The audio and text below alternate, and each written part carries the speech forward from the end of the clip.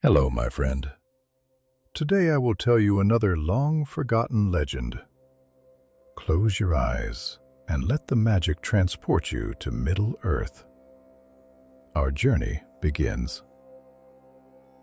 In the days after the Great War of the Ring, when the shadow of Sauron had at last been swept away like smoke before a mighty wind, Middle-earth lay in a strange hush, as if the world itself were drawing a long breath. Yet Gandalf the White, though his heart was lightened by victory, felt the stirring of a quieter unease. It was said that in the time of Númenor's glory, long before its pride led to ruin, the wise among men had built a fortress at the edge of the world, where even the stars seemed distant and strange. This place was called Carneathra, and it was sealed with enchantments deep and old. For within its halls lay a secret the Númenóreans feared to lose, but dared not wield.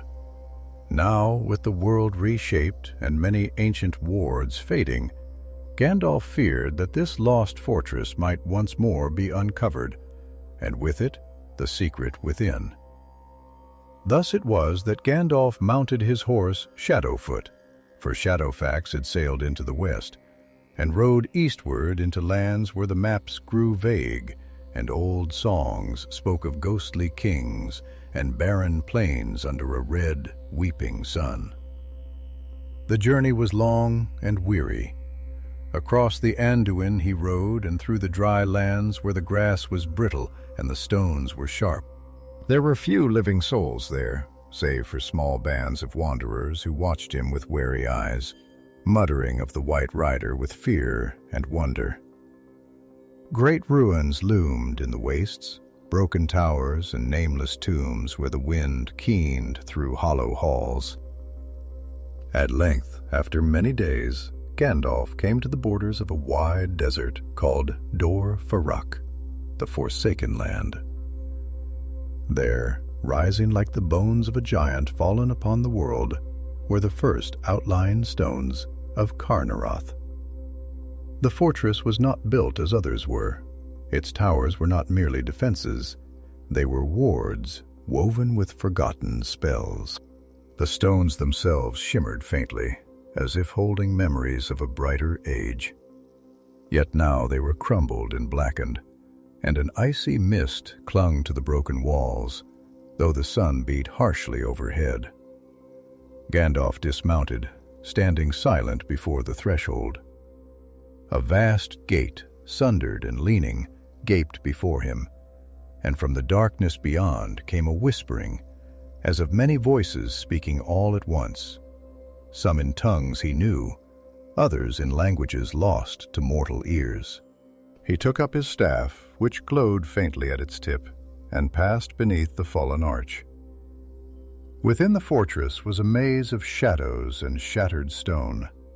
Great halls stretched into darkness, and winding stairways led up into broken spires or down into lightless deeps. The air was heavy with the scent of earth and old death. As he ventured deeper, the whispering grew louder, resolving into words that brushed against his mind like cold fingers. "Turn back," they sighed. "Go no further." But Gandalf was not easily turned aside. He pressed on, his staff lighting the way, until he came to a vast chamber whose ceiling had long since fallen away, leaving only the sky, now bruised and purple with evening, to gaze down. In the center of the chamber stood a great door, wrought of black iron and veined with silver runes. Across its surface ran 7 seals, each one a disk of dark stone inscribed with symbols of the elder days. Around the door were carvings of kings crowned with stars and warriors bearing swords wreathed in flame. Gandalf approached, his heart beating a solemn drumbeat in his chest. He reached out a hand to touch the first seal, and at once the air grew colder, and the ground beneath his feet seemed to tremble. From the shadows around the chamber, figures began to emerge, tall and grim, clad in the raiment of Númenórean lords of old. But their faces were pale and empty, and their eyes glowed faintly with a ghostly light. And at her life in the spacious banks, waiting for dispatch and arrival. They were the guardians of the seals, spirits bound by ancient oaths to defend the secret of Carneathra until the end of days. One among them stepped forward, his helm marked with the emblem of a broken crown. He raised a sword that burned with an eerie silver fire and spoke in a voice like the grinding of stones. "Who comes to disturb the slumber of the faithful?" Gandalf planted his staff before him and answered in a voice clear and strong. "I am Gandalf the White, servant of the secret fire, wielder of the flame of Anor. I come seeking that which was hidden to preserve the light of the world." The spectral king studied him for a long moment and then spoke again. "If you would pass, O White Rider, you must prove your worth. Each seal is bound by riddle and trial. Fail, and you shall be cast into shadow, forgotten until the stars fall from the sky." With that, the king stepped back, and the other spirits raised their swords in silent salute. The first trial awaited. Gandalf stood alone before the 7 seals, knowing that the path ahead would be long and perilous, and that the fate of many might yet hang upon his courage and wisdom. The whispering voices fell silent, and in their place a deep, resonant voice spoke from the very stones. "First comes the trial of the mind. Answer true, or remain forever in darkness." The first riddle was about to begin. Before the vast door of iron and silver, Gandalf stood in solemn silence, the cold breath of the unseen weighing heavy upon him. Around the chamber, the spectral guardians hovered like mist-made flesh, their empty eyes fixed upon the wizard as if measuring his very soul. The voice, deep and ancient as the roots of mountains, echoed once more from the stones, and it spoke the riddle of the first seal. "Born of no mother, yet mother of many relationship, I carry the songs of the ancient and the new. I pass unseen, but leave my mark on stone and soul. What am I?" The words stirred the air, and with them came a tremor through the hall, as if the fortress itself waited with bated breath. Gandalf bowed his head, his brow furrowed in thought, for riddles such as these were not mere trifles in forgotten corners of the world, but woven with the very power that held the seals fast.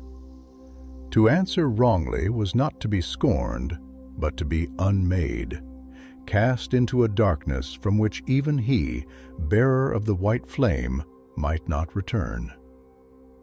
He turned the riddle over in his mind, feeling the weight of each word. Born of no mother, it said, and yet it begot many. It carried songs, the songs of both ancient and new. It passed unseen, but left its mark indelible upon stone and soul alike. The answer came to him not in a flash, but with a slow certainty of dawn banishing the night. Lifting his staff, Gandalf spoke aloud, his voice steady and sonorous. "The answer is the wind." For a moment, all was still. Then the first of the 7 seals, the highest upon the iron door, shivered with a sound like cracking ice and broke apart, falling away into dust that shimmered and was gone. A low murmur of approval, or perhaps warning, passed among the spectral lords. Yet the road was but begun. No sooner had the first seal fallen than the second voice rose, keen and sharp as the cry of a hunting hawk, and the next riddle was given. I am the herald of beginnings and endings, the bane of kings, the fall of towers. Silent I creep, patient I wait, and no man can conquer me. What am I? Again Gandalf stood in thought, though now a deeper chill settled upon him.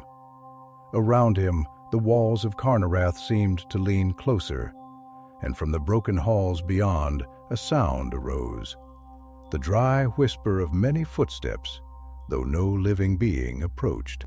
Shadow deepened, and a faint red light, like the afterglow of a dying fire, flickered along the carvings of the old king base of spirits, the herald of beginnings and endings, the bane of kings and fall of towers.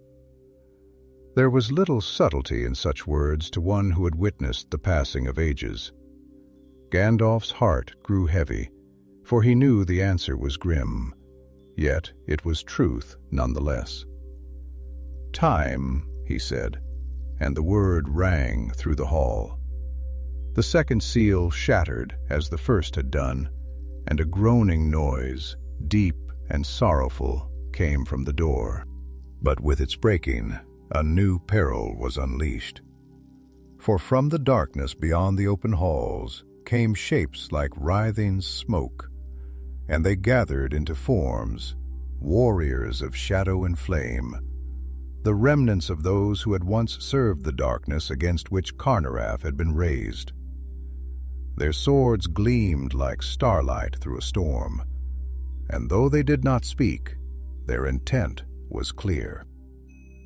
The king of the spectral guardians stepped forward, his broken-crowned helm gleaming dully in the cold light. "Thus begins the trial of valor," he ended. "To pass onward, you must withstand the assault of the forgotten.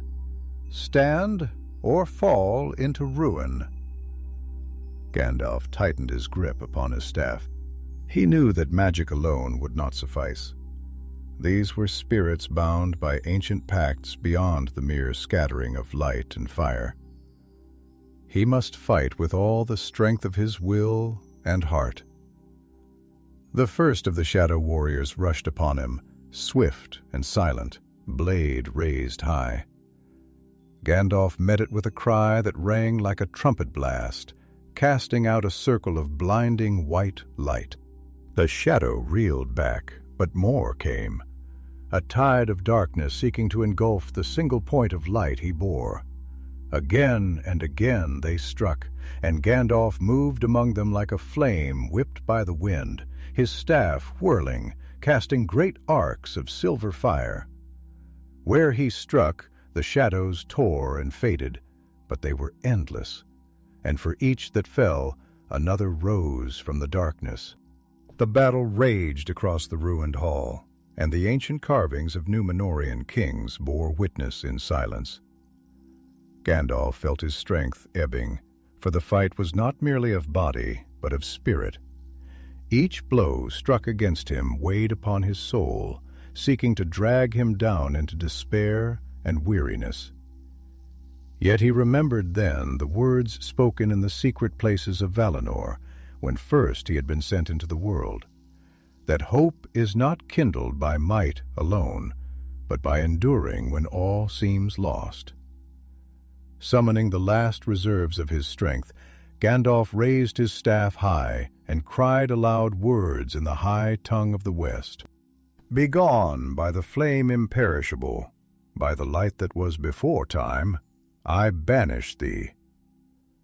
A wave of brilliance swept outward, dazzling and pure, and the shadow warriors wailed as they dissolved into nothingness, leaving only the soft sighing of the barren wind. The hall was empty once more, save for Gandalf and the spectral guardians, who now watched him with a different gaze, less of judgment and more of grim respect. The king with the broken crown stepped forward, and his voice, though still heavy, held a note of something that might once have been pride. "2 seals undone, and the first trial past. But the road is long yet, White Rider." Steel thy heart, for deeper darkness awaits, and the ancient cunning of those who set these wards is not so easily. Gandalf bowed his head, acknowledging the burden he had willingly taken upon himself. He turned once more to the iron door, now marked with 2 great empty spaces where the seals had been. 5 still remained, and with each would come greater trials. Yet he had come too far to turn back now, and the secret of Carneathra, whatever it might be, lay closer with each step. Thus, with staff in hand and resolve unshaken, Gandalf prepared to face the next riddle and the deeper mysteries that waited beyond. Ow! The hall of Carneathra stood silent once more, save for the low, unending whisper of the wind threading through broken stone and sundered arches. The light of Gandalf's staff burned steady, casting long, wavering shadows upon the ancient walls, where once proud kings and warriors had gazed down in stern majesty, now worn and crumbling as the memory of Númenórean itself. Before him the iron door loomed, vast and unyielding, still adorned with 5 unbroken seals, each bearing runes of power, so old that even Gandalf, wise among the wise, could barely discern their meaning. Yet he had not come so far to falter at the sight of grim omens and dark foreboding. Drawing a long breath, he stepped forward, and at once the deep voice that seemed to dwell within the very stones rose again, more solemn than before, as though the fortress itself grieved for the trials it was bound to set. "Bird is the trial of insight. Look beyond the scene and speak what lies hidden." As the voice faded into the heavy air, the hall around him shifted, and Gandalf beheld a vision taking shape, not with the sharpness of waking sight, but as if the world itself had become a half-remembered dream. He stood no longer in the ruined fortress, but in a grand city of white stone and soaring towers, where the banners of Númenórean yet flew proud beneath a sky of living gold. The streets bustled with life. Tall men with proud faces and bright eyes walked among gardens where the flowers sang with the voices of unseen spirits. Music echoed from hidden courtyards, and laughter mingled with the scent of the sea, rich and clean. But even as he watched, the vision changed. A shadow blacker than night crept over the shining city. Towers shuddered and fell, banners withered to ash, and the proud men became twisted and fell to their knees before a great figure cloaked in flame and darkness, whose unseen face bore a crown of iron. The sea itself rose in fury, and the city was swept away beneath churning waves.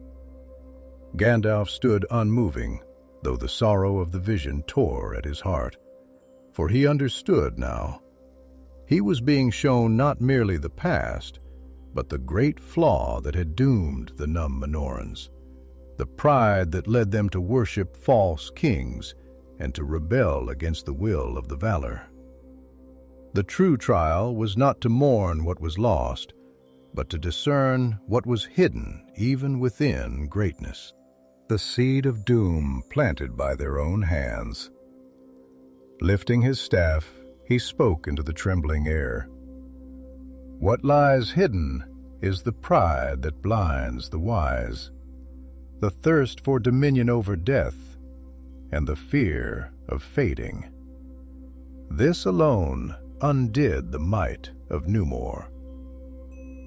The vision broke apart like mist before the sun, and Gandalf stood once more before the iron door, where the 3rd seal cracked and fell away with a soft, mournful sigh. From the shadows, the spectral king inclined his head ever so slightly, as if acknowledging the truth spoken aloud. But no respite was granted him, for immediately the 4th trial began. A low rumbling shook the earth, and the chamber around him seemed to sink deeper into shadow. From fissures in the ground rose a heavy mist, dark and clinging, and the voice of the stone spoke again, now deeper, as if coming from the roots of the world. Fourth is the trial of endurance. Stand firm against the false and the perilous, lest your soul be broken. But before Gandalf's eyes, shapes began to form within the mist. Forms fair and terrible to behold. Figures of great beauty, clad in robes of shimmering light, approached him, and their faces were radiant and kind. They spoke words of comfort and power, promising rest from toil, wisdom beyond measure, and even the lifting of the burden of mortality itself. Their voices, though sweet, held a sharpness beneath the surface, like a blade hidden within silken folds. "Abandon this path, O traveler of the West," they said. "Leave behind the bitter labors and come into peace. Here shall you find all that you have lost, and more besides. No more grief, no more struggle, only joy." For a moment, the weight of his long years, his many sorrows, and the memories of loss pressed upon Gandalf like a mountain. He thought of the friends he had buried, of the battles fought with blood and fire, of the ceaseless weariness that clung to him like a second skin. How easy it would be, how tempting to lay down his burdens and accept the false peace these phantoms offered. Yet in the depth of his heart, Gandalf knew their promises for what they were. Lies woven of longing and despair, meant to ensnare the will and lead it into bondage. He gripped his staff tighter, and though the mists thickened and the visions grew ever more alluring, he planted his feet firmly upon the broken stones and spoke aloud, though the effort cost him dearly. "I will not be turned. For though the road be dark and sorrowful, it is better to walk in truth than to lie dreaming in falsehood. Begone, ye fans of deceit." The figures shrieked as if in rage, and the mist recoiled, drawing away into the fissures from whence it had come.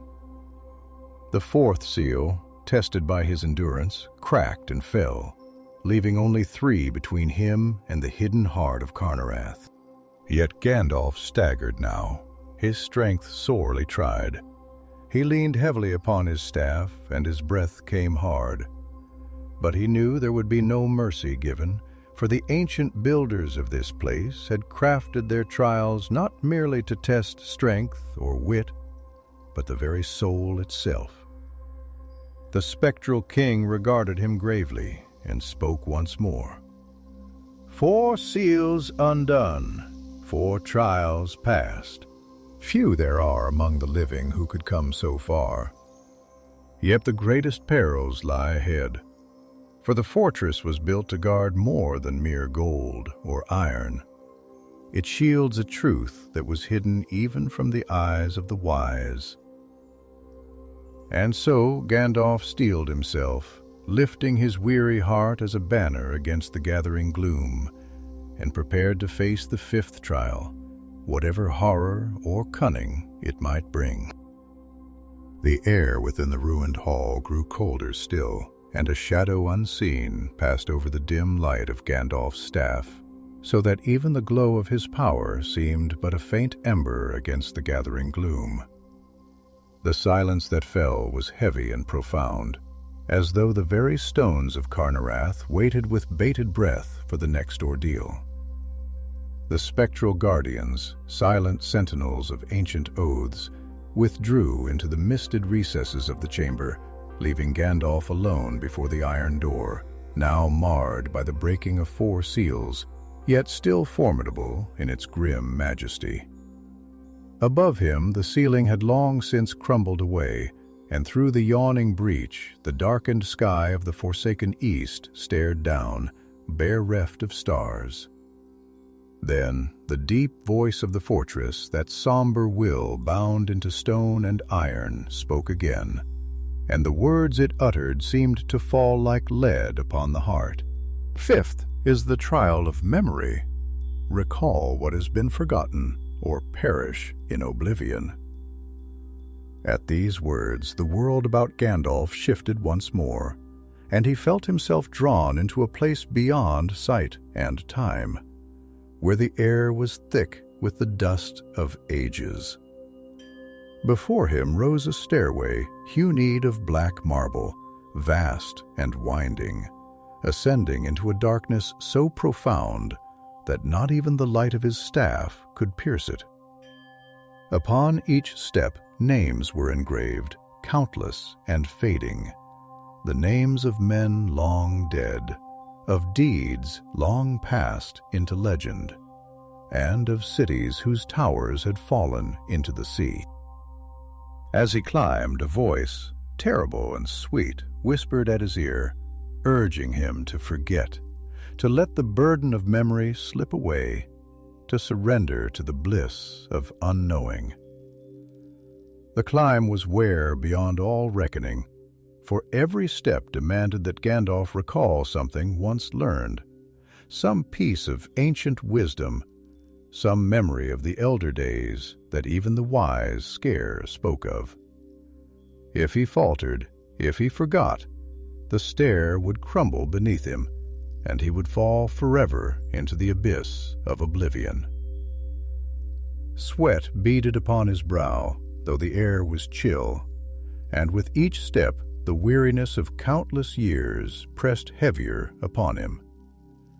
He remembered the great ships of Númenórean sailing westward in defiance, the sorrow of Elendil upon the broken shore, the white tree blooming in the courts of Minas Ithil before its fall into shadow. And he remembered battles fought beneath blackened skies, the cries of the faithful, and the song of the valor beyond the circles of the world. Step by step he climbed, each memory a light against the encroaching dark, each recollection a shield against the voice that sought to undo him. At last, after what seemed an age, Gandalf reached the summit, and there, upon a great stone plinth, lay a single artifact, a circlet wrought of mithil and pearl, the crown of a king who had perished, nameless and alone, his line forgotten, his deeds unsung. He knew at once that he must name the crown, and by doing so prove that memory had not been extinguished. Pressing his hand to his heart, Gandalf spoke. "This is the crown of Ellen Termo, last Warden of the East, who stood when all others fled and kept the fires of the West burning in secret until the end." At utterance of the name, the stairway and the dark space about it dissolved into mist, and Gandalf found himself once more standing before the iron door, where the fifth seal shattered with a sharp, ringing crack and fell away. Yet the effort had drained him sorely, for the burden of memory is no light thing, and to recall the weight of ages past is to bear the sorrow of all. The spectral king with the broken crown stepped forth from the shadows and spoke again, his voice heavy with both sorrow and stern pride. 5 seals undone, White Rider, 5 Fewer still among elves or men could have endured so much. Yet the 6th trial awaits, and it shall not be of mind or spirit alone, but of blood in bone. And even as he spoke, the ground trembled, and from the far side of the hall a great rumbling arose, as if the earth itself were being torn asunder. A rift opened in the stone, and from it emerged a creature of terror, unlike any Gandalf had faced since the deep places of Moria. It was not a Balrog, for no flame clung to its form, but a thing of twisted stone and iron, shaped by forgotten sorceries into the likeness of a mighty beast. A guardian wrought in the last days of Númenor's pride, when even the wise had grown desperate enough to forge monstrosities to guard their secrets. The creature's eyes burned with a dull red light, and in its many jointed hands it bore weapons of jagged steel. Its form was vast and ponderous, yet with a terrible swiftness it moved, its every step sending tremors through the ruin. It roared, a sound like the grinding of mountains, and the iron door behind Gandalf shook upon its hinges. The trial of strength had begun. Gandalf did not flee, nor did he falter. Though his strength was sorely tried, and though no mortal weapon could have prevailed against such a foe, he stood his ground, lifting his staff in one hand and drawing Glamandering his sword with the other. For though he was a being of spirit, bound in flesh, he had fought the demons of the ancient world and stood against the darkness before the coming of men. The creature charged, and Gandalf met it with a cry of battle that rang like a bell of silver through the desolation. His staff shone with a fierce white light, and Glending blazed with cold fire. He leapt aside from the first great blow of the beast's iron mace, the impact shattering the stones where he had stood but a heartbeat before, and with a swift riposte, he drove his sword into a seam between the plates of its stony hide. The beast roared in fury and pain, but it did not fall. Again and again they clashed.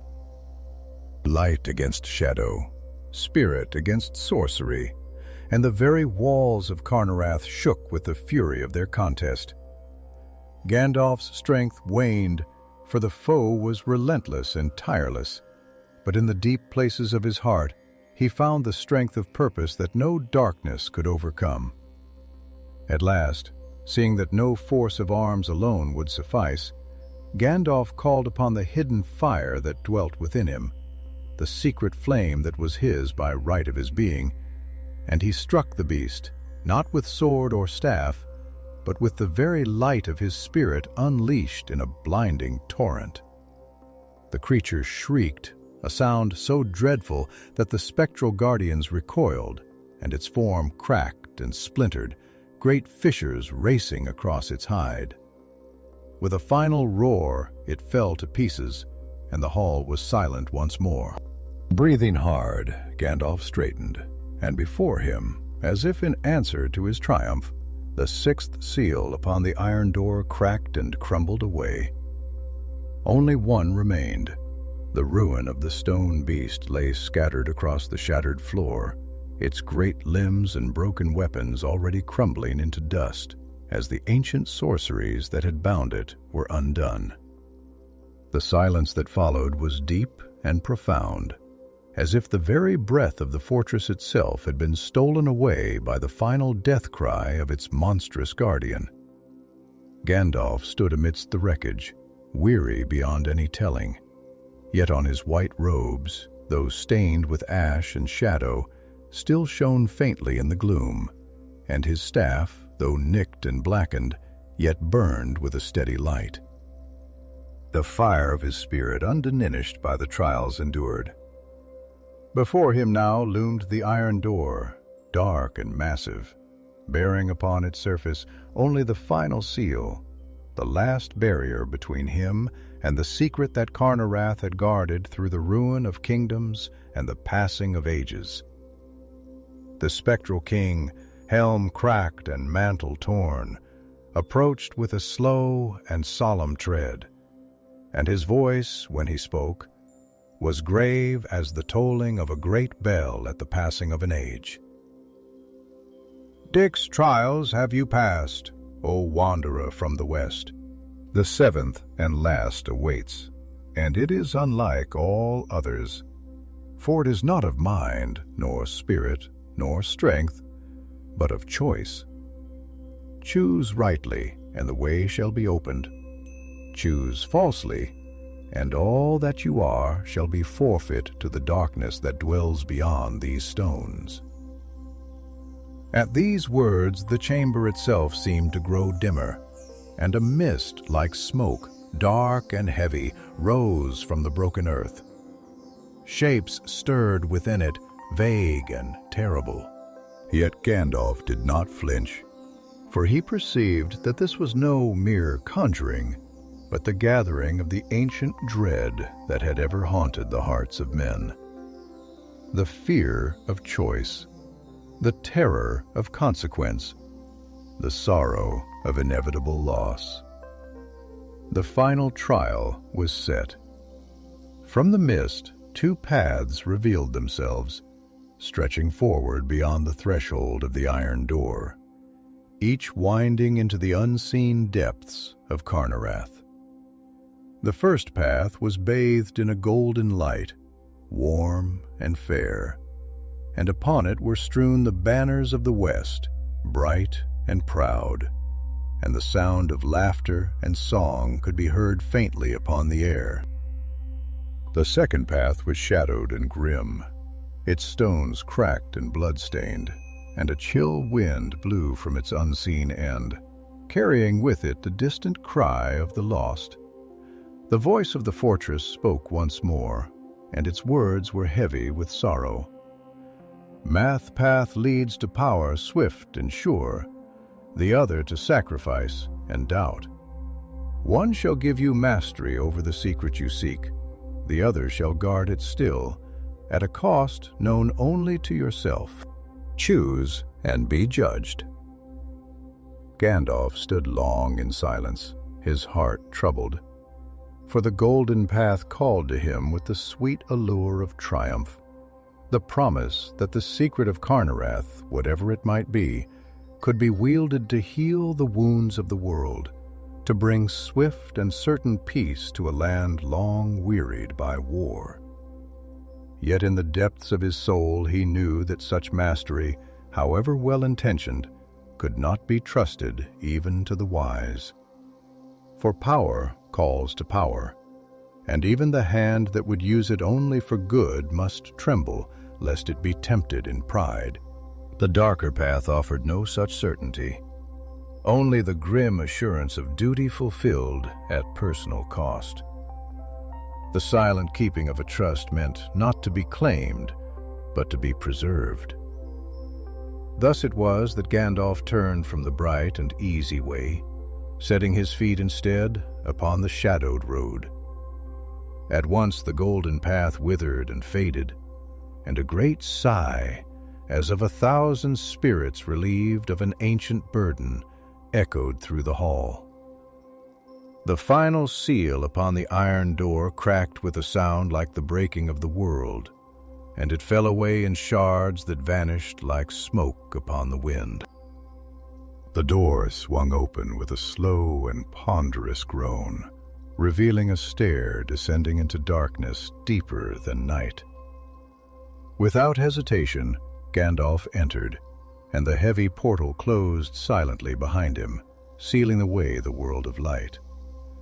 He descended for a long time, deeper than the roots of any mountain, until at last he came to a small chamber carved of the same black stone as the stair, but set with veins of silver that glimmered faintly in the gloom.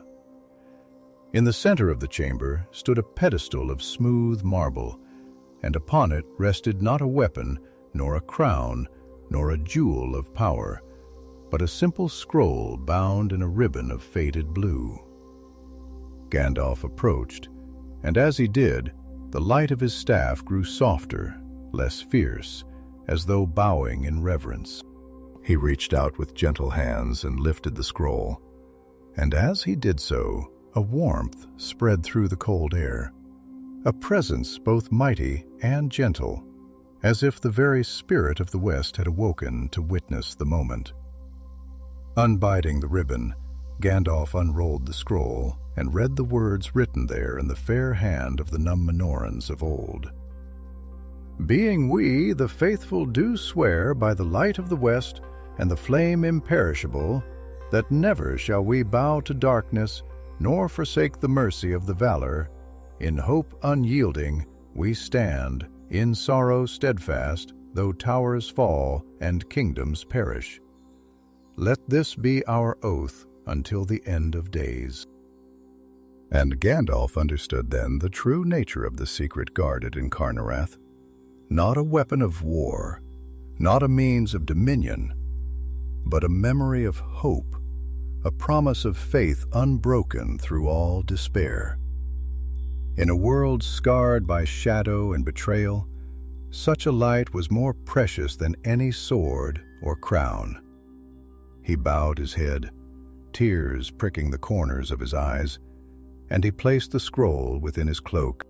Turning, he retraced his steps, and the shadows parted before him, and the iron door opened once more to the starlit ruin of Carneathra. The spectral guardian stood arrayed before him, and the king with the broken crown saluted with his sword, a gesture of honor and farewell. "Go, bearer of the oath," he said, "and let its light shine again among the free peoples. Long have we waited, and now our watch is ended." With that the spirits faded, their long vigil fulfilled, leaving only the silence of the ancient stones.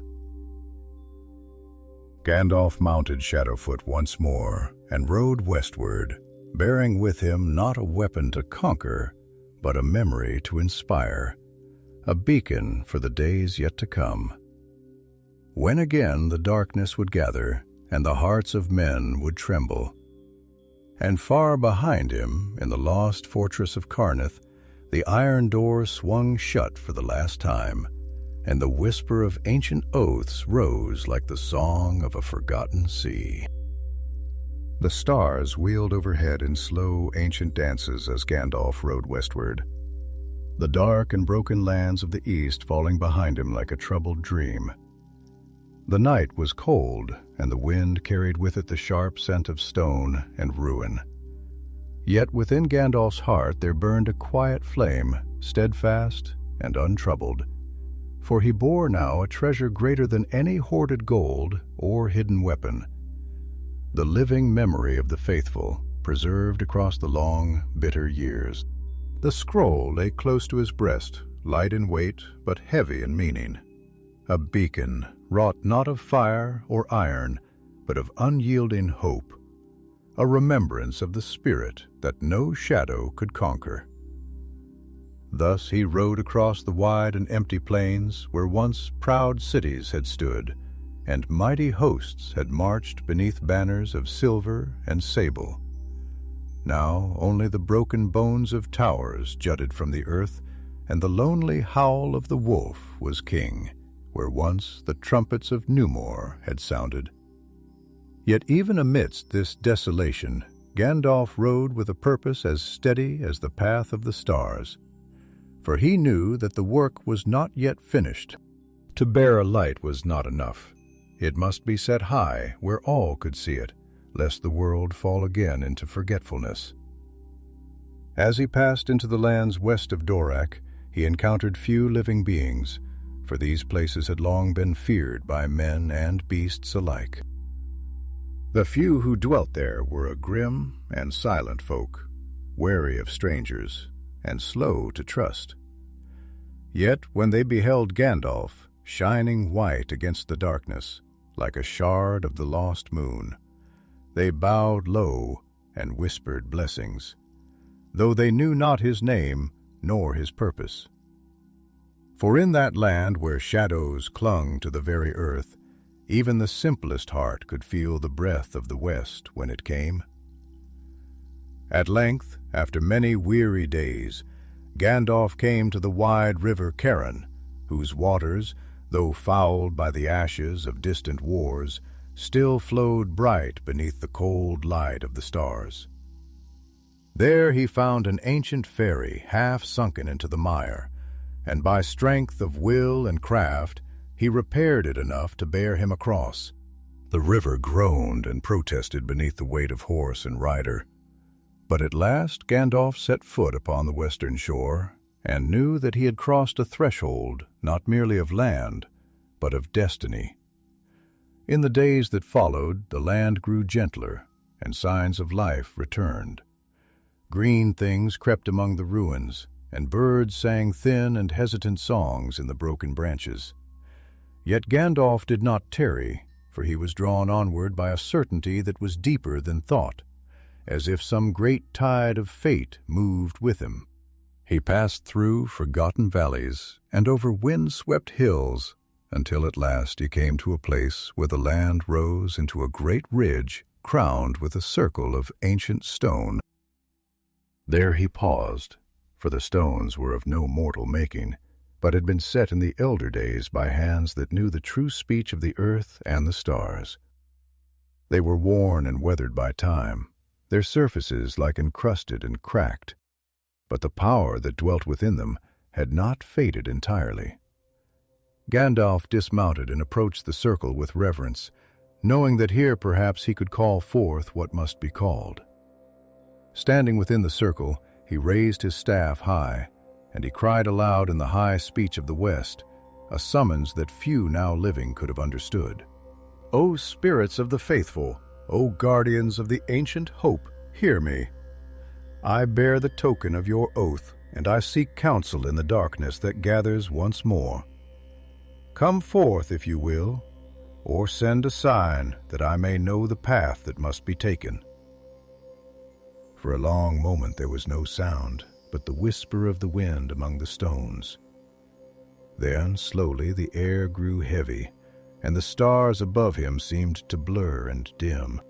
A soft silver mist rose from the ground, and within it shapes began to form, tall and noble figures, their faces hidden by mantles of shadow, yet radiant with a light that came not from the world of men. The foremost of these figures spoke, and its voice was clear and sorrowful, as the singing of a river in winter. "Pale, bearer of the oath, long have we waited for this hour. What would you ask of the faithful who linger yet beyond the circles of the world?" Gandalf bowed low, and he held forth the scroll so that its faded ribbon and ancient script could be seen.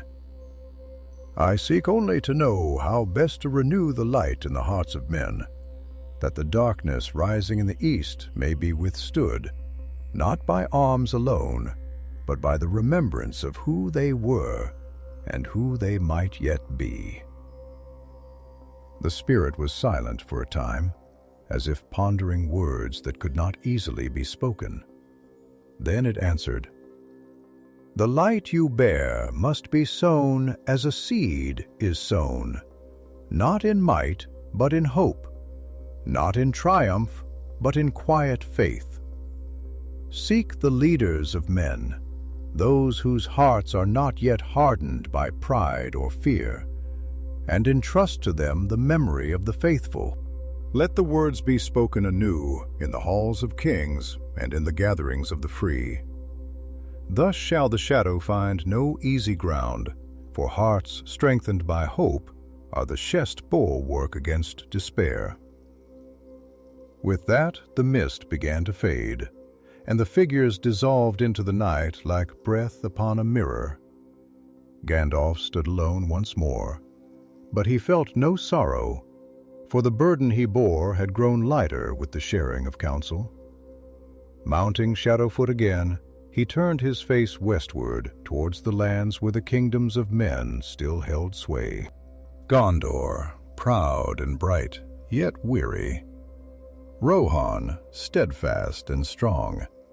And the scattered free peoples who clung to their lands with grim resolve. To these he would go, and he would bear the oath not as a weapon, but as a gift, a reminder that even in the darkest hour, hope is not in vain. Thus he rode on, tireless and unwavering, and the night gathered about him like a cloak. But within his heart there burned a light that no darkness could quench.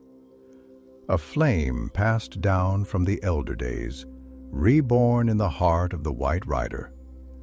And far behind him, in the silent stones of Carneathra, the memory of the faithful endured, whispering still to those who dared to listen, a song of sorrow and of hope that would not be forgotten while the world endured.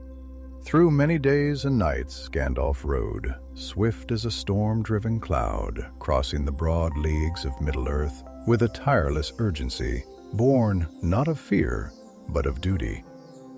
The lands through which he passed grew fairer the farther he went westward, for the shadow that clung to the east lay thinner here, though not yet wholly vanquished. Fields of golden grasses rippled beneath the autumn wind, and the forests, though touched with the chill breath of approaching winter, yet sang with the voices of unseen birds, and in the glades the last flowers of the year bowed their bright heads as he passed. Yet for all the beauty that the land still held, Gandalf saw also the scars of war and long fear. Villages fallen silent, farms left untended, and the watchfires burning upon distant hills, their red eyes gleaming wearily against the encroaching night. First among the kingdoms he sought was Rohan, land of the horse lords, whose green fields and wide skies had ever been dear to his heart. He passed through the gap of Rohan unchallenged, for though the guards of the mark were ever vigilant, few would question the passage of one who came cloaked in white and bearing the air of one both perilous and revered. The golden hall of Medusel rose before him atop the heights of Edoas, its thatched roof gleaming even beneath the pale sun, and the banners of the house of Eorel stirred in the cold wind. There, at the door of Medusel, he was met by Éomer, king, strong and stern, his bright hair stirred by the breeze, and his hand resting lightly upon the hilt of his sword. Yet when he beheld Gandalf, his face lightened, and he stepped forward with gladness, for he had known the White Rider in days of peril, and no small measure of his kingdom's hope had been kindled by that friendship. "Welcome, Gandalf," said Éomer, his voice ringing clear above the murmuring wind. "Long has it been since you rode among us, and your coming is as the first star in a darkening sky. What tidings do you bring?" And Gandalf, bowing with a grave smile, answered, "I bring neither war nor warning, but remembrance, a memory of the elder days, a gift of hope born from the ruins of the East, where once the shadow sought to root itself anew." Thus he was brought into the golden hall, where the great pillars carved with the likenesses of horses running free soared up into the gloom of the roof beams, and the fire upon the hearth crackled warmly, casting long shadows. There, in the presence of Éomer and his things, Gandalf spoke of his journey beyond the bounds of known lands, of the lost fortress of Carneathra, and of the trials he had endured to retrieve the ancient oath of the faithful. He did not speak lightly, nor did he embellish his tale with needless flourish, for the truth of the matter carried its own weight, and those who heard him sat silent and still, as though a great and distant music sounded faintly in their hearts.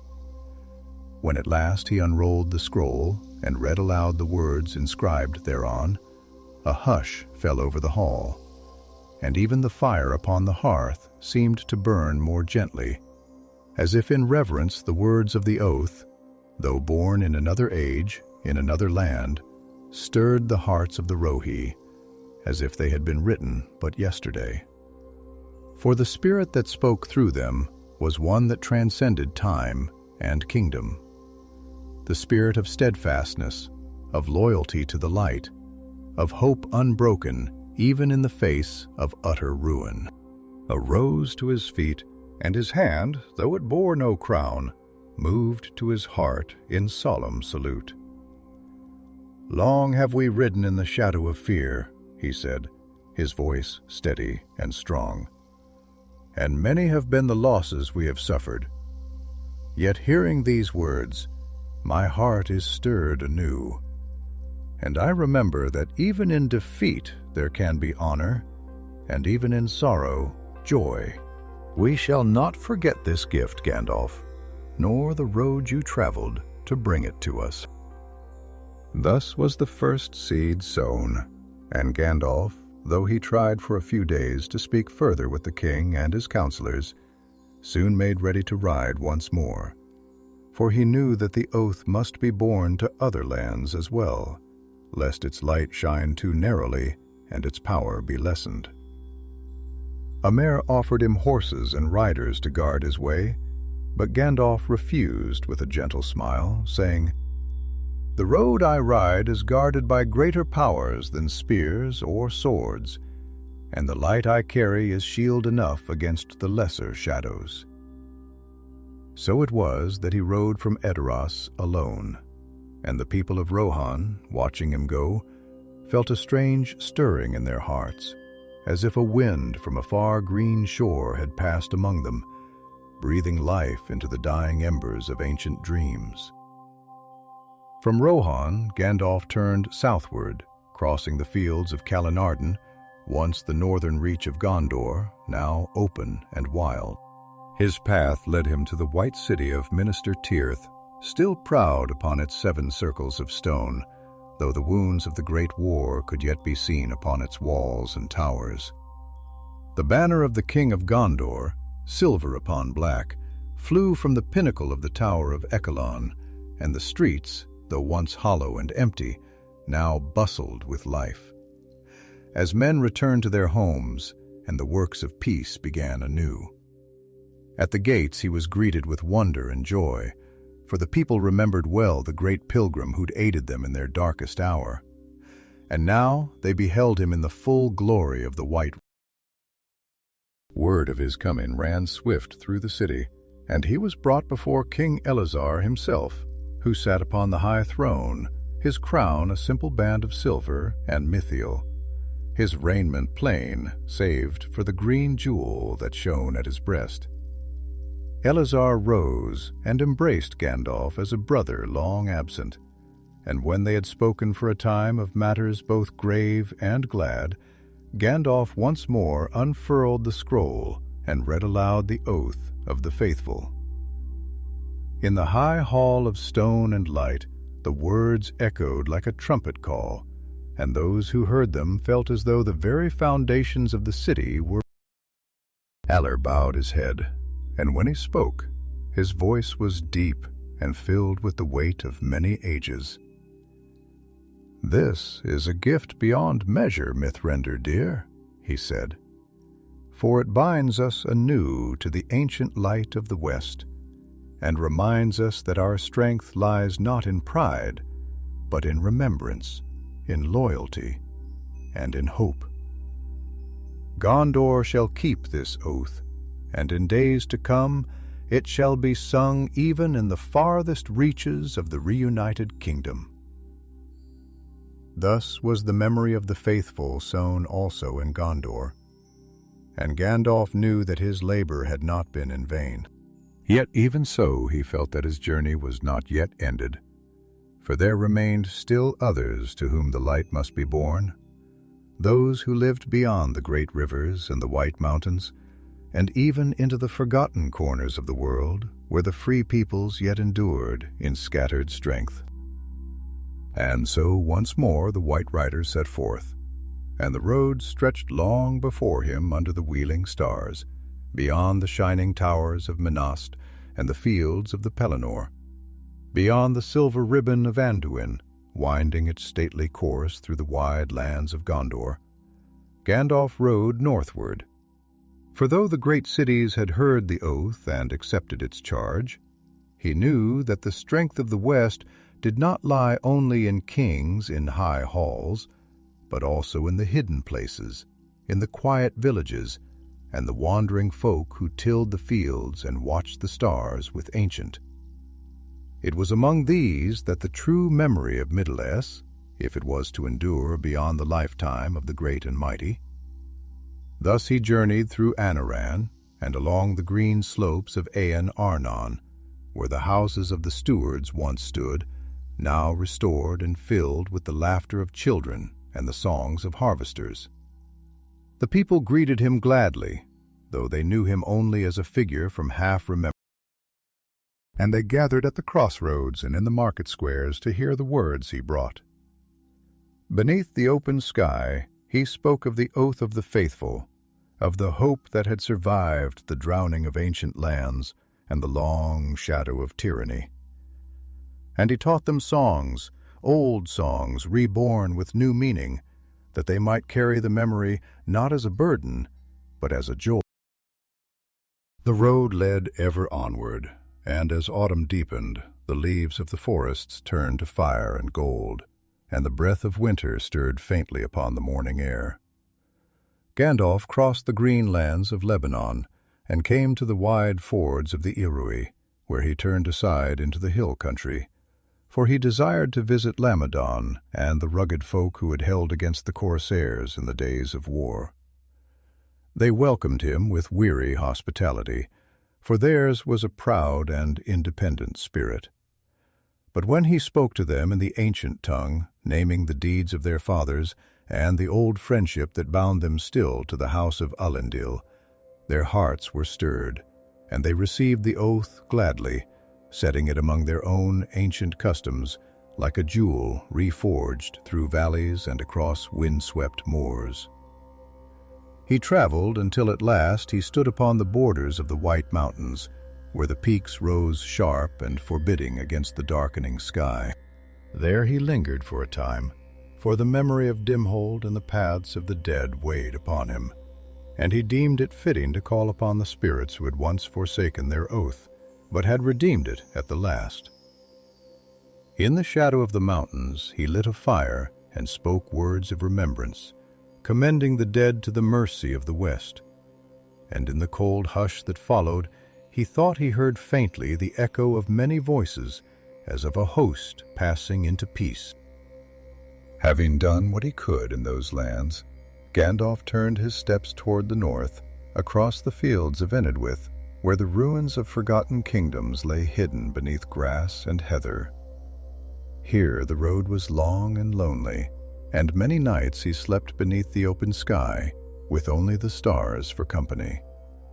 Yet he did not despair, for he found solace in the simple beauty of the land, in the wild flowers that clung to the rocky hills, in the clear streams that laughed over their stony beds, and in the cry of the hawk wheeling high above the moor. At length he came to the lands of Ariador, where once the proud realm of Arnor had stood. Now a place of scattered villages and ancient ruins, of lone towers crumbling beneath ivy, and silent barrows where the kings of old slept undisturbed. Here, too, he spoke to those who would listen, to the rangers who still kept the secret watch over the land, to the farmers and herdsmen who tilled the forgotten soil, and to the few who remembered the name of Elendil and the line of self. Though their numbers were few, their hearts were steadfast. And Gandalf rejoiced to see that the spirit of the West had not wholly perished, even in these remote and rugged lands. Among these folk he found many eager to hear the songs and tales he brought, and in the evenings by the hearths of simple homes the words of the oaths were spoken anew, and children learned them as their first lesson, and old men wept to hear them, remembering dimly the glories of the past. Thus the seed he had carried from the ruins of Carneathra began to take root, not with the clamor of armies or the thunder of banners, but in the quiet strength of those who chose to remember and to hope.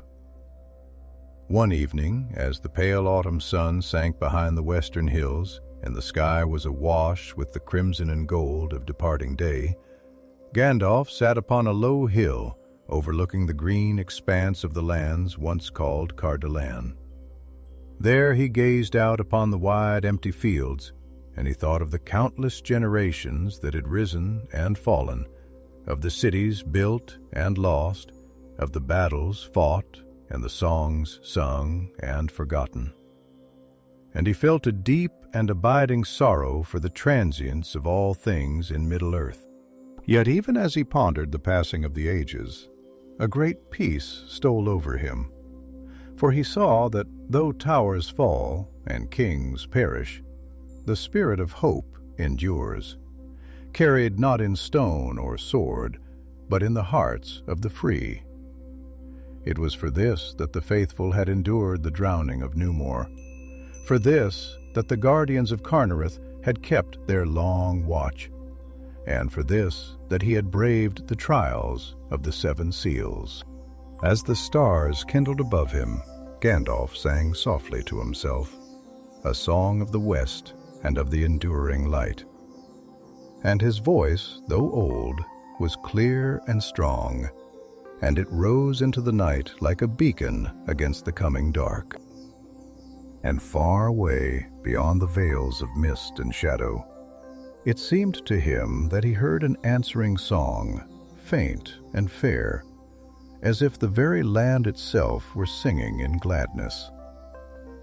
Thus the White Rider, bearer of the ancient memory, remained for a time among the scattered folk of Eriador, sowing seeds of hope and remembrance, and preparing the hearts of men for days yet to come, when the shadow would rise once more, and the world would be sorely tested.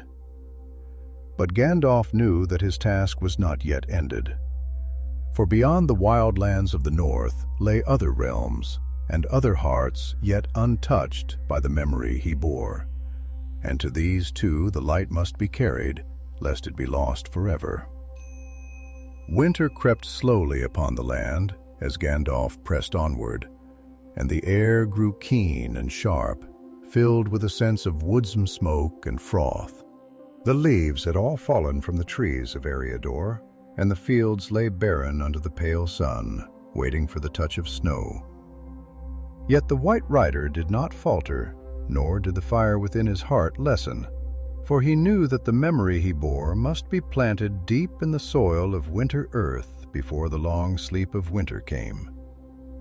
His road turned westward toward the sea, for there were yet scattered settlements along the coasts, remnants of the great days when the Númenórean ships had sailed proudly upon the waters. And he deemed it meet that the oath of the faithful should be spoken there as well, where once the site of Tolkien was almost glimpsed upon clear days. Thus he came into the lands of Minhir, where the river Baranduin ran broad and strong, and beyond it the woods of the Shire lay in quiet peace, untouched by the cares of kings and wars. Gandalf smiled to himself as he thought of that green and gentle land, for he loved the hobbits dearly, and though they played no part in the great councils of the world, yet their resilience and simple joy were a strength beyond reckoning. But he turned aside from the Shire, for his path led further west to the coastlands, where few now dwelt, and where the ruins of great havens lay silent beneath the sighing of the sea. At the mouth of the river Lune, where once the ships of Gil-galad had sailed to war and to the Blessed Realm, there still stood the Grey Havens, though their people were few and their days of glory long past. There Gandalf was welcomed with wonder and reverence, for the elves who remained knew him for what he was, though he wore a mortal form. And Círdan the shipwright, ancient beyond all reckoning of men, received him upon the white quays. Together they walked beneath the tall towers that gazed out upon the sea, and Gandalf spoke of his journey, of the hidden fortress of Carneathra, and of the oath he had reclaimed from the darkness of the east. Círdan listened in silence, his face grave and thoughtful, and when Gandalf had finished, he spoke but few words, yet they were heavy with meaning. "Long have we watched, and long have we waited," said Círdan, his voice like the deep music of the sea. "And though our time in Middle East wanes, we rejoice to see the memory of the faithful rekindled. For it is not for us to conquer shadow, but for the hearts of men to endure and to prevail. Go forth, Mithrand, and plant well the seeds of hope, for the days to come shall be darker than any yet seen." And Gandalf bowed in gratitude, knowing that in those ancient eyes there shone a foresight far keener than any granted to mortal kind. He tried but a little while in the havens, breathing the sweet salt air, and gazing westward across the wide sea, where beyond sight lay the Undying Lands. Yet he turned away from that call, for his task was yet unfinished, and while Middle-ear endured, his duty held him still. Departing from the Grey Havens, he journeyed south along the rugged coast, where the cliffs rose sheer from the sea, and the gulls wheeled in the cold air, crying their lonely songs. The land here was wild and little inhabited, but in hidden coves and sheltered valleys he found fisherfolk and wanderers, hardy souls who lived by the bounty of the waters and the whisper of the tow. These too Gandalf spoke, though in simpler words, teaching them the old songs and the memory of the oath, that even in the humblest hearts the light might find a place to kindle. Thus the days passed, and the year wore on, and winter came down in earnest, cloaking the world in white and binding rivers and fields beneath its icy hand. Gandalf made his way inland once more, for he had heard tidings of gatherings among the Dunedain, the Rangers of the North, who still kept secret vigil over the wide and empty lands that once had been Arnor. In the shelter of ancient forests, under the towering trees, where the snow fell softly among the bare branches, he found them tall men clad in gray and green, whose eyes were keen and whose hearts were steadfast.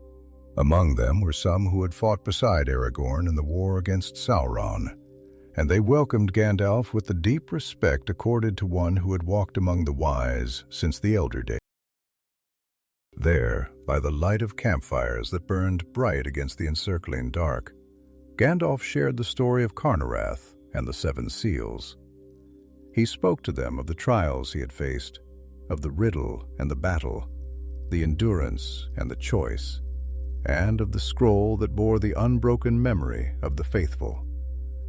The Rangers listened intently, and when he had finished, they pledged themselves anew to the guardianship of the West, swearing by their forefathers who had crossed the sea in the ships of Elendil. Those nights among the Rangers, Gandalf saw the fulfillment of a hope he had scarcely dared to name, that the strength of the West did not lie only in the great cities or in the shining courts of kings, but in the hearts of those who lived unseen and unsung, who kept the old faith without promise of reward, who fought not for glory, but because. Thus heartened, Gandalf prepared at last to return to the lands nearer the heart of the world, where the fate of many would soon be woven together once more. Yet he knew that the seeds he had sown, scattered across the breadth of Middle-earth, would grow in secret, watered by hope, and guarded by the memory he had carried from the shadowed halls of Carneathra.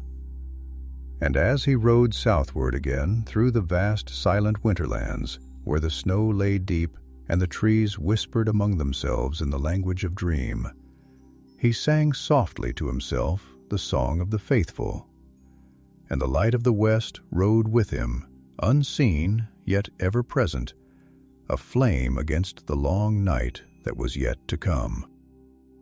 The deep heart of winter lay heavy upon Middle-earth as Gandalf returned southward, and the road was hard and slow, for the snowdrifts rose high across the old path, and the rivers, though bound by ice, yet hid treacherous waters beneath their frozen skins. Yet neither hardship nor weariness turned him aside, for the fire that burned within him was of a greater light than that of any hearth, and it drove him onward, a silent beacon in the sleeping world. He crossed once more the wild lands of Middle-earth, and came again to the borders of the Shire. And though he longed for a moment to tarry among the hobbits, to share in their simple joys, and sit once more by a warm hearth with pipeweed and ale, he knew that his task called him beyond, to the gathering places of the wise and the great.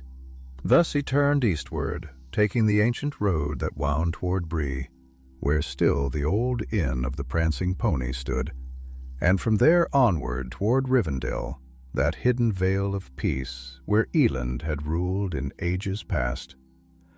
Though Eland himself had departed into the west, Rivendell remained, a haven of lore and memory, And Gandalf knew that there, if anywhere in Middle-earth, the seed of hope he bore might find rich soil to flourish. The journey was slow, for the snows lay deep upon the weather hills, and the cold winds blew keenly from the north. But at last, after many days, he came to the hidden paths that led into the valley.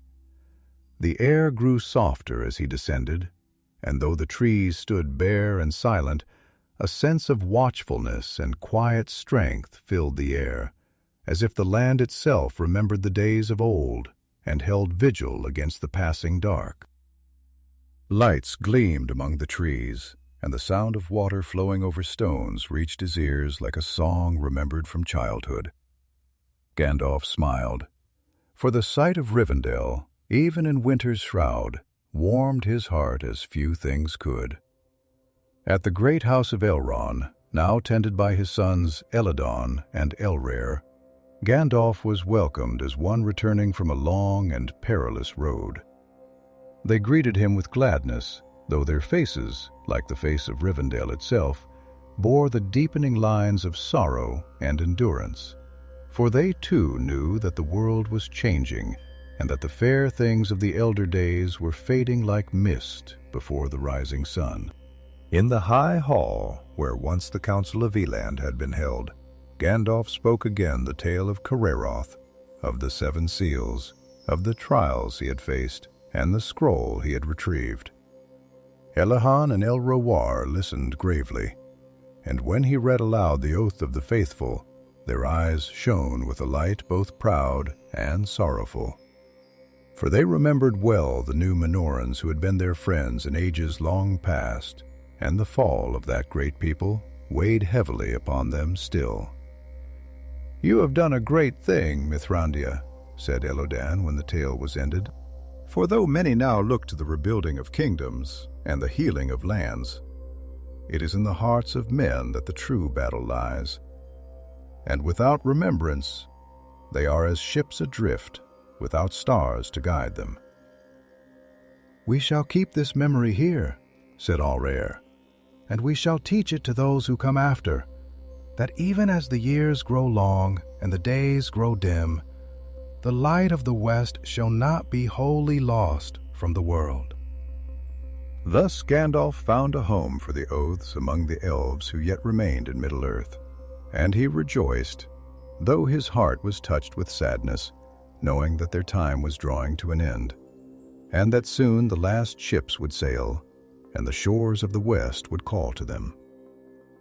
Having fulfilled his purpose in Rivendell, he lingered but a little while longer, taking counsel with the wise, gathering tidings of the lands beyond, and preparing for the last steps of his journey. For though he had carried the memory of the faithful far across Middle-earth, he knew that the final test lay not in the telling of tales, nor in the planting of seeds, but in the steadfastness of those who heard, in the choices they would make when once again the shadows stirred. In the choices they would make when once again the shadows stirred. Thus he departed Rivendell with a quiet heart, riding once more into the wide lands that stretched between the mountains and the sea. He traveled through lands both wild and tamed, speaking to those he met, reminding them of the strength that lay not in sword or crown, but in the will to endure, the courage to hope, and the wisdom to remember. His words were like sparks scattered upon the wind, unseen and unfelt by some, but catching fire in the hearts of others, kindling a light that no darkness could easily extinguish. So passed the months, and winter deepened into its final bitter hold upon the world. Yet in the hearts of many, a quiet stirring had begun. A remembrance of forgotten oaths, a rekindling of old loyalties, a soft yet growing strength that whispered that even should darkness fall again, it would not find the world unguarded or unready. As the snows began at last to lessen, and the first faint breath of spring stirred upon the southern winds, Gandalf knew that his task was near its end. The scroll he had borne from the deeps of Carneathra had been shared among the free peoples, its memory planted like a seed in hidden places, there to grow and strengthen with time. Though the work was quiet and the world at large knew little of it, Gandalf, in his heart of hearts, knew that the greatest deeds are often those unheralded, and that in the end it is the quiet resistance of the faithful that turns the tide of fate. Thus he turned his steps once more toward the white city of Gondor, for he wished to speak again with Elisar and to see with his own eyes how the seeds he had sown were beginning to flower in the new age that dawned. Shadowfoot bore him swiftly across the leagues, and the roads once rutted with war and stained with blood were now alive with travelers and merchants, with the laughter of children and the ringing of hammers rebuilding walls and homes. And as he rode, Gandalf lifted his face to the sky, where the clouds were breaking, and the sun shone pale but strong through the winter haze.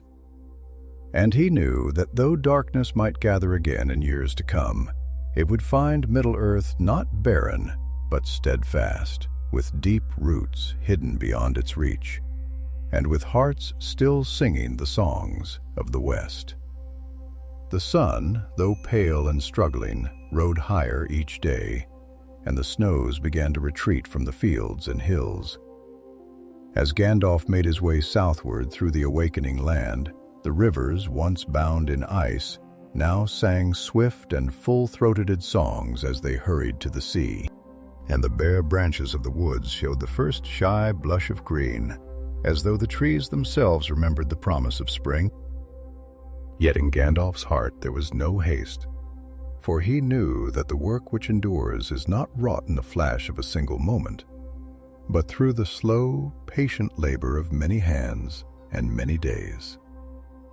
And so he traveled at a steady pace, speaking where he found willing ears, sowing remembrance where the soil of memory was rich enough to bear fruit. In time he came once more within sight of Minas Tirith, the White City, rising proud and fair against the slopes of Mount Malouin, her towers catching the morning light like the blades of drawn swords. Smoke rose from 1,000 hearths, and the fields of the Pelennor, though scarred by war, showed green once again, patched with tilled earth where the people had returned to their labors.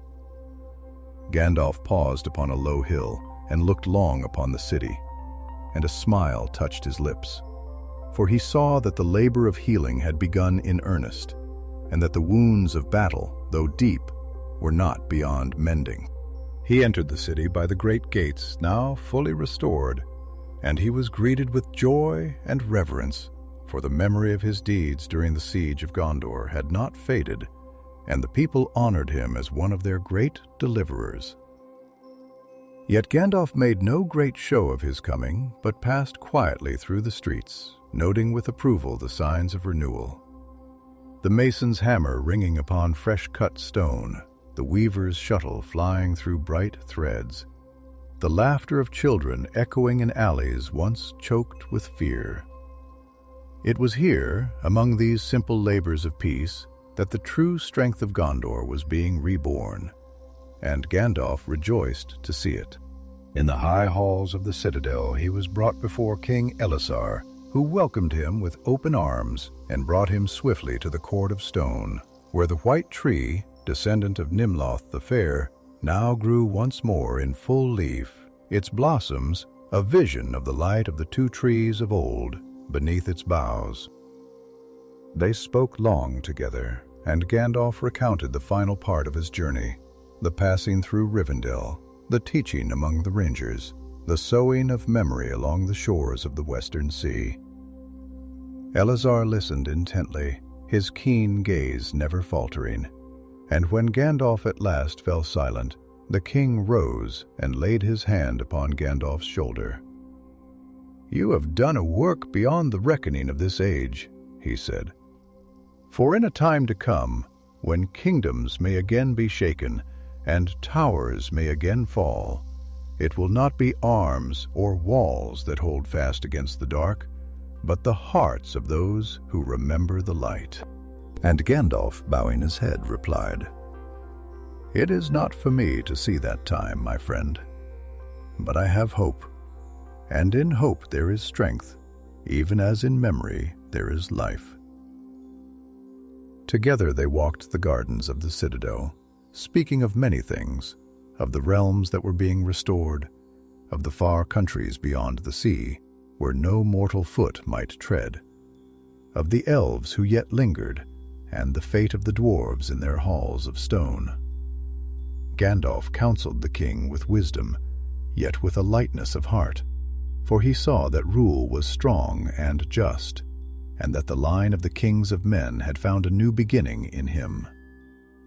As evening drew near, they stood upon a high balcony overlooking the wide lands westward, and the sun, setting behind the distant mountains, cast the world into a blaze of gold and crimson. Gandalf turned his face to the west and was silent for a long time, and Elisar, standing beside him, did not speak, for he knew that the White Rider's heart was filled with memories of lands beyond the reach of mortal eyes, and of a destiny that none of the children of Middle-earth could wholly share. At length Gandalf spoke, and his voice was soft and filled with a deep and abiding peace. "At work I was sent to do draws to its close," he said, "and soon I shall depart these shores, as all things that are not bound by the circles of this world must in their appointed hour. But I depart with joy, for I have seen with mine own eyes that which I had long hoped for, but scarce dared believe, that the hearts of the free peoples are strong, that their courage endures, and that the memory of the West shall not be forgotten." And a lesser, his voice steady and full of reverence, answered, "You have given us a gift beyond all price, Mithrand. Though you may go where we cannot follow, your work shall endure, and your memory shall not fade from the minds of men." Thus they stood together as the night fell, and the stars kindled one by one in the heavens, ancient and patient as they had been since the world was young. Gandalf lifted his gaze to those eternal lights and felt no sorrow, but only a great and quiet satisfaction. For he knew that the time of the guardianship he had been charged with was fulfilled, and that the trust he had borne from the valor had not been given in vain. The days that followed were filled with quiet counsel and the setting of things in order. Gandalf visited once more the steward's house, where wise men gathered to record the histories of the realm, and there he entrusted a copy of the Oath of the Faithful, that it might be preserved among the chronicles of Gondor for all time.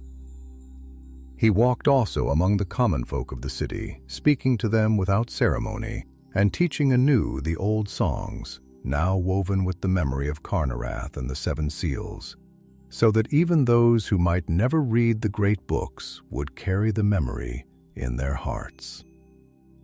At last, when all was prepared, Gandalf made ready to depart from Minas Tirith, his white cloak gleaming in the spring sunlight, and Shadowfoot pawing the ground with eagerness for the road. Many came to bid him farewell, lords and captains, craftsmen and farmers, children bearing garlands of early flowers. Elisar himself stood at the gate with Arwen Undamil by his side, and they bowed low as Gandalf rode forth. Thus the White Rider passed once more beyond the gates of the White City, not in triumph or in sorrow, but in quiet fulfillment, bearing with him the memory of an age now passing into history, and the hope of ages yet to come, and the wind blowing from the west carried with it the faint sound of singing, as if the very stones of Gondor remain. Remembered and rejoiced. The days that followed Gandalf's departure from Minas Tirith passed swiftly, yet they bore with them a sense of quiet inevitability, as though the world itself recognized that an age was drawing to its close.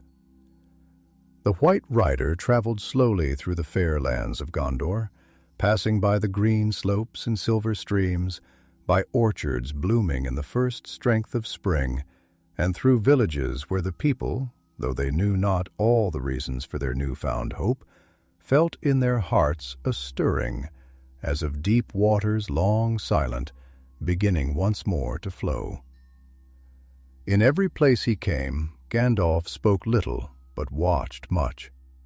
And in his seeing he was satisfied, for the memory he had borne so far, the light he had kindled anew, was finding root among the free peoples, and their songs and labors carried the spirit of the faithful without need for heralds or proclamations. Thus he came in time to the southern shores of Gondor, where the land opened out toward the sea, and the wide waters lay glittering under the growing warmth of the sun. The gulls cried overhead, and a salt wind stirred his cloak, and in the breath of the waves and the distant whisper of the tides, Gandalf heard the summons he had long awaited, though he had not spoken of it to any, save perhaps to the deep places of his own heart. For the time had come for him to turn his face westward, not in thought alone, but in body also, and to seek the havens from which those appointed by the Valar might pass beyond the circles of the world.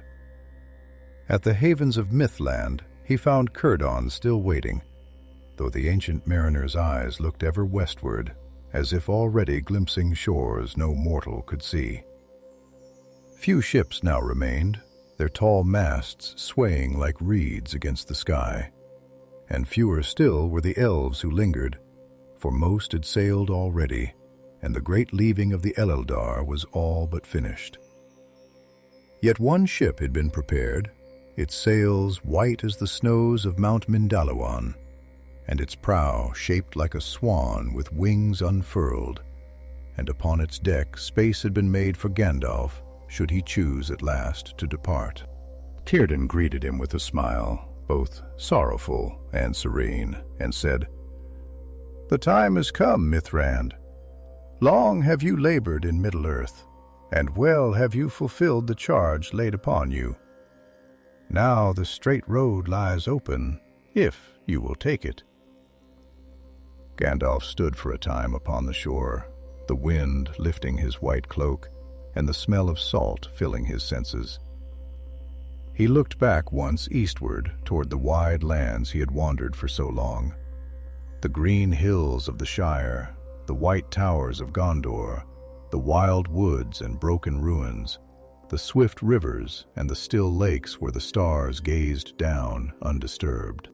He thought of friends left behind, of laughter shared and sorrow borne, of victories won and losses grieved, and he felt a pang deep and true, for though his spirit yearned for the peace of the West, his love for Middle-earth would not soon be forgotten.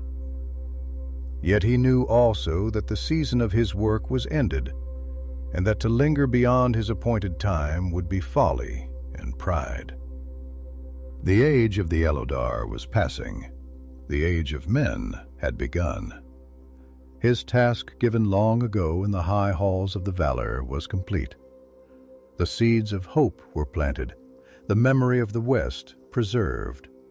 And though storms might come again, there would be those who remembered, who endured, and who in their own turn would become the guardians of the light.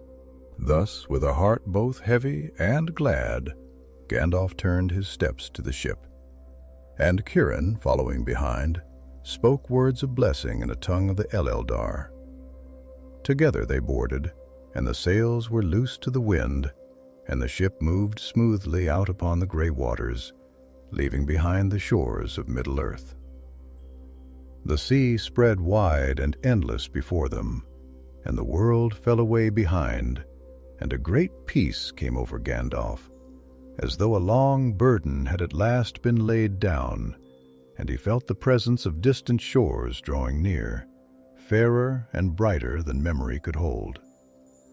The straight road lifted them beyond the bent circles of the world, and the gray rain curtain turned all to silver glass and was rolled back, and he beheld white shores, and beyond them a far green country under a swift sunrise. Thus Gandalf departed Middle-earth, the White Rider, whose coming had been like a flame in the dark, whose counsel had steered kings and common folk alike toward the paths of hope, and whose final gift was a memory stronger than death, a binding of the free peoples to the light of the West. Though his presence was gone from the world of men, the work he had begun would live on in their songs, their labors, and their dreams, a beacon against whatever darkness might yet arise. And so the tale of the Path of the Seven Seals came to its end, not with battle and trumpets, but with the quiet